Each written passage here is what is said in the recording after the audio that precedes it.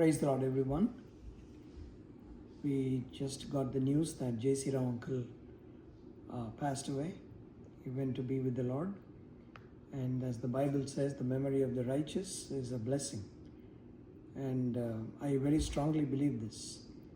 So I had a friend when we hear that somebody from our friend circle went to be with the Lord, we would spend at least a couple of hours to talk about that person. So if I was in Hyderabad today, I would have definitely been in Hebron to give my share of my testimony with Uncle.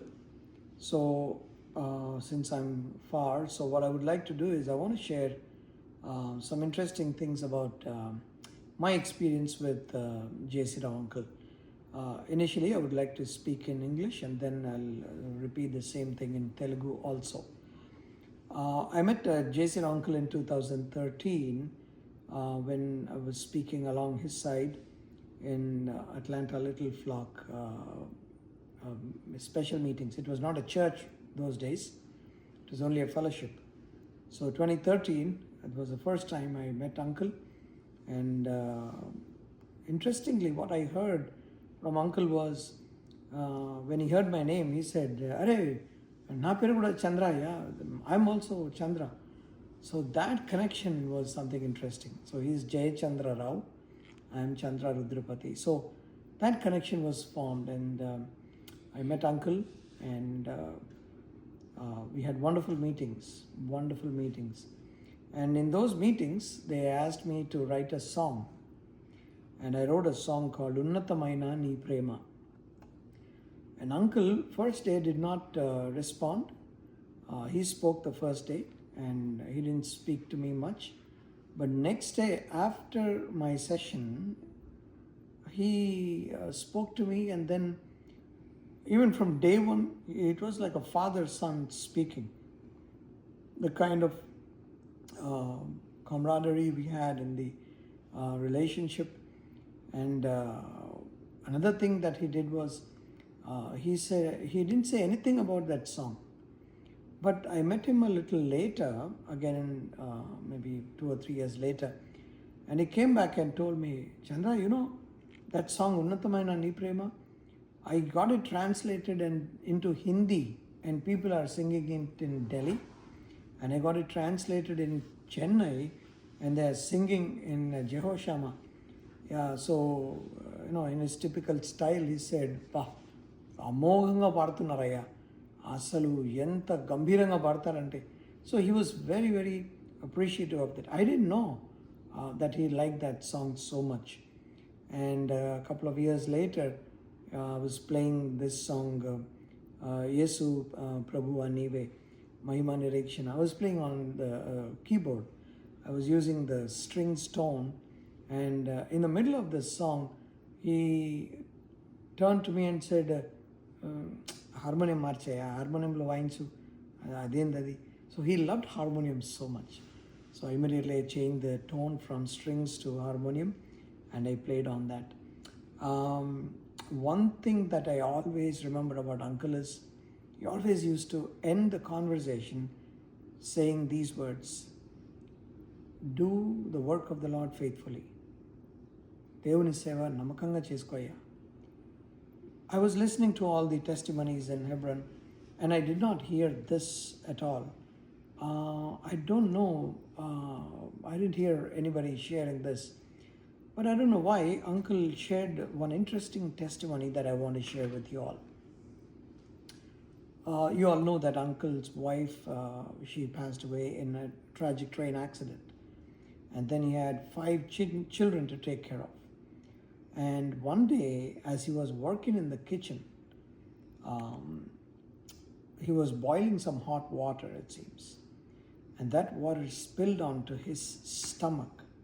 And he got very severe burns on his stomach. And he was taken to the hospital. It was sometime during the middle of the week. He was taken to the hospital, and then they put a bandage. And the problem with the bandage on the stomach is because when you bend, that wrap might roll over from the spot where the burn is. He was in terrible pain. And then Sunday came. And then he got up and then he was wearing a shirt, it seems. That's when his children asked him, like, Dad, what are you doing? He said, I want to go to church. I want to worship the Lord. And they said, Lord, Dad, what are you talking? How can you even sit down? You're in so much pain. And that's when Uncle said, it's okay, I'll try to sit on the chair. And he told me, Chandra, you know why I went to the church that day? My children did not allow me, but I was determined to go. I'll tell you why. And this is what he said. Chandra, I wanted my children to know that even in the deepest pain, I went to the church to worship the Lord. I wanted to teach this to my children. I'm sure when you talk to his children, they will verify this. They will tell you this. And this context came as we were talking about parents, and I told Uncle, I said, Uncle, I lost both my parents too. And after my dad died, the next Sunday, I was asked to preach the worship message. And 7 years later, when my mom died, I left my mom's dead body at home and then went to the house of God to worship. And he said, that is very amazing, Chandra. Now let me tell you my story. And that's when he shared this story with me. You know, J.C. Uncle is, to me, he's known for his life more than anything else. Everything else is also excellent. His songs, his composition, his voice, his presentation of the scripture, and some of the verses that he points are so apt. You know what? We have lost a great man of God. We lost a great man of God. We can't replace that, but God in his own time took him home. He finished his work, and he's been a great blessing in my life. I praise God for J.C. Rao Uncle, and all of us have been blessed. You can see the crowds in Hebron, and that itself is a proof of his life and ministry. We'll see you in heaven, Uncle. Thank you for your ministry. Thank you for your relationship with me. I've been really blessed. Praise God. Praise the Lord అందరికీ. ప్రభువైన యేసుక్రీస్తులో నామములో మీ అందరికీ శుభములు. జేసీ రావు uncle దేవుని సన్నిధికి వెళ్ళిపోయినారు, అది మనకు తెలిసింది. అయితే దేవుని వాక్యంలో ఉన్నట్టుగా నీతిమంతుని జ్ఞాపకం చేసుకోవటము అది మనకు ఆశీర్వాదకరం. సో ఎప్పుడైనా కానీ ఎవరైనా మనకు తెలిసిన వాళ్ళు ప్రభునందు నిద్రిస్తే వాళ్ళ గురించి నాకు నా అలవాటు ఏంటంటే, నా స్నేహితులకి కాల్ చేసి వాళ్ళకి పరిచయం, ఆ చనిపోయిన వ్యక్తి ఈ పరిచయం వాళ్ళతో మాట్లాడి చాలా, అంటే కనీసం 2 గంటలన్నా వాళ్ళ గురించి మాట్లాడి ధ్యానించుకొని గుర్తు చేసుకుంటాం. సో జేసీ రావు అంకుల్ గురించి నేను చెప్పాలనుకుంటే, నేను హైదరాబాద్లో ఉండింటే కనుక ఖచ్చితంగా హెబ్రోన్కి వచ్చి అంకుల్ గురించి నాకు ఉన్న అనుభవం నేను ఖచ్చితంగా పంచుకునేవాడిని. దూరం ఉన్నాను కాబట్టి ఈ వీడియో చేస్తున్నాను. నాకు జేసీ రావు అంకుల్ పరిచయం అయింది 2013 సంవత్సరంలో. అట్లాంటా లిటిల్ ఫ్లాక్ అని, ఇప్పుడు అదొక సంఘము, కానీ అంత ఆ రోజులలో సంఘం కాదు, ఫెలోషిప్, కొంతమంది జస్ట్ గ్యాదర్ అయ్యేవాళ్ళు. కానీ వాళ్ళకి స్పెషల్ మీటింగ్స్ అని పెట్టుకున్నారు. ఆ స్పెషల్ మీటింగ్స్కి జేసీ రావు అంకుల్ని, నన్ను ఇద్దరిని ఆ మీటింగ్స్లో మాట్లాడడానికి వాళ్ళు ఆహ్వానించారు. అప్పుడు నేను అంకుల్ని ఫస్ట్ టైం చూడటం. సో అంకుల్ నాతో మాట్లాడుతూ ఆయన, అరే నా పేరు కూడా చంద్రయ్య అని అన్నారు. అంటే వయసు పెద్ద కొద్దీ కొంత మెన్ ఆఫ్ గాడ్కి మనకు వాళ్ళ పూర్తి పేర్లు కూడా మనకు తెలియవు కదా. జేసీ రావు అని అంటాము, జేసీ రావు అని మాత్రమే తెలుసు. కానీ అంకుల్ నా పేరు కూడా చంద్రయ్య, నీ పేరు చంద్ర అని, ఆ విధంగా ఆ చంద్ర అనే మాటతో మాకు పరిచయం చాలా చక్కగా సెట్ అయిందనమాట. అదే మీటింగ్స్లో నన్ను ఒక పాట రాయమన్నారు. సో అప్పుడు ఉన్నతమైన నీ ప్రేమ అని ఒక పాట నేను రాసినాను. ఆ రోజు మొదటి రోజు నేర్పించినాను, కానీ ఆ రోజు అంకుల్ ఏం మాట్లాడలేదు. తర్వాత రోజు నా సెషన్ అయిపోయిన తర్వాత అంకుల్ నాతో నన్ను పిలిచి మాట్లాడినారు. పిలిచి మాట్లాడి దాని తర్వాత ఆ, ఒక 2 ఇయర్స్ తర్వాత 2 సంవత్సరాల తర్వాత మళ్ళా ఆ, అమెరికాకు వచ్చినప్పుడు ఇంకోసారి కలిసినప్పుడు అంకుల్ చెప్పినారు, చంద్ర నువ్వు ఆ పాట రాసినావు కదా, ఉన్నతమైన నీ ప్రేమ, అది ఆ, తెలుగులో నువ్వు రాసినావు, అది నేను ఢిల్లీకి తీసుకుపోయి దాన్ని హిందీలో రాపించి చెన్నైలో జహోషామాలో దాన్ని తమిళ్లో రాపించి అసలు అమోఘంగా పాడతారయ్యా, అసలు ఎంత బ్రహ్మాండంగా పాడతారంటే ఆ పాట, నువ్వు వచ్చి వినాలి ఎప్పుడన్నా అని అంకుల్ నన్ను ఆ పాట విషయంలో ఆయన ప్రోత్సహించేవారు. అదే 2 సంవత్సరాల తర్వాత కలిసి చెప్పాను కదా, అప్పుడు యేసు ప్రభు నీవే అనే పాట పాడుతున్నాం. అప్పుడు దాన్ని నేను కీబోర్డ్లో స్ట్రింగ్స్ టోన్ పెట్టి నేను ఫింగర్ బేస్ వైపు పెట్టి నేను ప్లే చేస్తున్నా. ఆ పాట మధ్యలో అంకుల్ నన్ను అడిగిన మాట ఏంటంటే, ఏమయ్యా దీంట్లో హార్మోనియం లేదా అని. ఉంది అంకుల్ అంటే, హార్మోనియం పెట్టాయా, ఇదేంది హార్మోనియం పెట్టా. అంకుల్కి హార్మోనియం చాలా ఇష్టం కదా, మీ అందరికి కూడా తెలుసు అది. సో ఆ హార్మోనియం టోన్ మార్చి నేను ఆ విధంగా ప్లే చేశాను. అంకుల్ ఎప్పుడైనా కానీ తను మనతో మాట్లాడుతున్నప్పుడు, వేరే వాళ్ళ సంగతి నేను చెప్పలేను కానీ నేను నా సంగతి నేను చెప్పగలను. అంకుల్ నాతో మాట్లాడుతున్నప్పుడు ప్రతిసారి ఆయన ఆ సంభాషణ ఎట్లా ముగించేవాడు అంటే, నమ్మకంగా దేవుని సేవ చేసుకోయ్యా అని చెప్పి ఆయన ముగించేవాడు. ఒక గొప్ప దైవజనుని మనము పోగొట్టుకున్నాం. అయితే ఇదే సమయంలో నేను హెబ్రోన్లో కూడా అనేక మంది సాక్ష్యాలు చెప్తున్నారు, అవి కూడా వింటున్నాను. అయితే అంకుల్ నాతో పంచుకున్న ఒక సంగతి ఎవరైనా చెప్తారేమో అని చూస్తున్నాను కానీ ఎవ్వరూ అది చెప్పలే. సో నాకు అనిపించింది, సరే నేను ఇది ఖచ్చితంగా చెప్పాలి. ఇది మనల్ని ఎంతో దూరం ప్రోత్సహిస్తుందండి. ఇది జరిగిందో లేదో అన్న దాని గురించి అంకుల్ వాళ్ళ పిల్లలు మాత్రం దీన్ని నిర్ధారించగలరు. ఎందుకంటే వేరే వాళ్ళు ఇంకా చెప్పలేదు నేను ఈరోజు ఈ రికార్డ్ చేసే టైం కల్లా.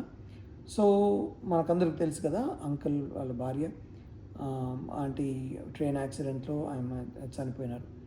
తర్వాత అంకుల్ ఈ 5 పిల్లల్ని ఆయన పెంచుతూ వచ్చినారు. ఆయనే కిచెన్లో వంట చేసేవాళ్ళంట. సో ఒకరోజు ఆయన కిచెన్లో వంట చేస్తున్నప్పుడు ఆ వేడి నీళ్ళు అవి మసులుతున్నాయి. సో ఆ నీళ్ళు ఇట్లా పడ్డాయి, ఆయన పొట్ట మీద పడ్డాయి. అప్పుడు ఆయన జుబ్బా వేసుకున్నాడు, చాలా సన్నగా ఉన్నది. ఆ నీళ్లు పడేవరకు ఆ జుబ్బా ఆ పొట్టకి అంటుకుంది. అంటుకొని అంతా కాలిపోయింది. సో అప్పుడు ఆయనని హాస్పిటల్ తీసుకెళ్ళారు. ఇది వారం మధ్యలో ఎప్పుడో జరిగింది ఇది. సో అట్లనే ఆయన కష్టపడి ఆయన ఎంతో పెయిన్లో ఉన్నాడు, ఎంతో నొప్పిలో ఉన్నాడు. అప్పుడు అంకుల్కి ఆ కాలిన స్థలంలో ఏం చేసినారంటే ఒక పట్టీ కట్టినారు. ఈ పొట్ట మీద పట్టి మనం ఇట్లా వంగినప్పుడు అది మడత పడిపోతుంది. సో దానివల్ల ఏంటంటే చాలా కష్టపడ్డారు. కానీ ఇప్పుడు ఆదివారం వచ్చింది.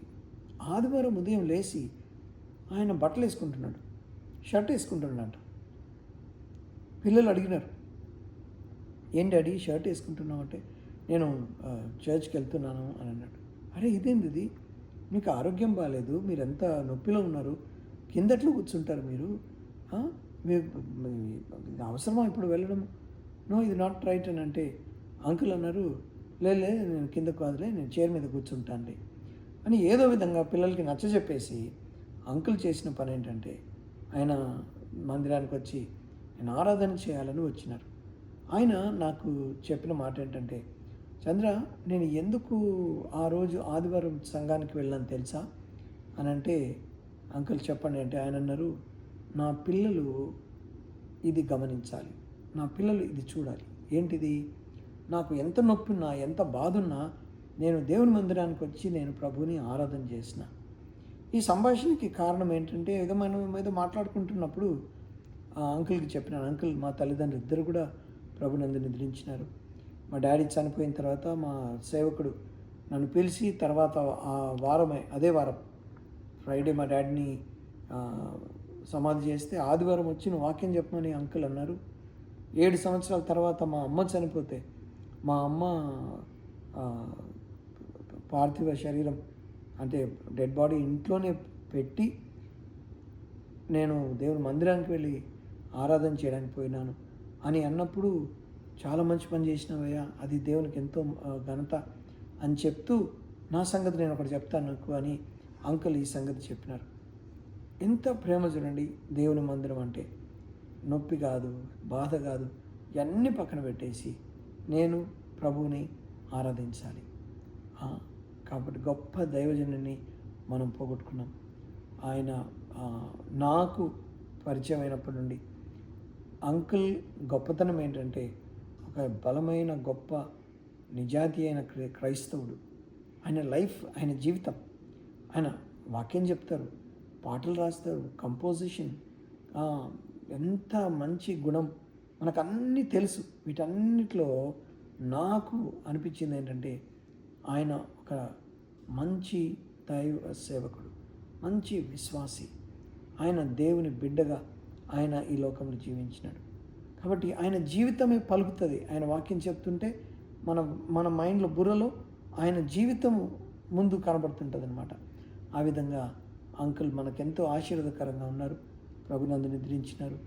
కాబట్టి ఒక రోజున మనము నిరీక్షణ కలిగి ఉన్న వారముగా ఉంటూ మనము మన ప్రభువుని మనం చూస్తాము, అంకుల్ని కూడా, భక్తులందరినీ కూడా చూస్తాం. కాబట్టి దేవుడు ఈ మాటలు దీవించి మనలందరినీ కూడా ప్రోత్సహించునుగాక. దేవుడు ఈ సాక్ష్యాన్ని దీవించి, అంకుల్ ఒక సాక్ష్యం ద్వారా అనేక మంది ఆశీర్వదించబడుతున్నారు. కాబట్టి దేవునికి వందనాలు చెల్లిస్తున్నాను. దేవుడి మాటలు దీవించునుగాక.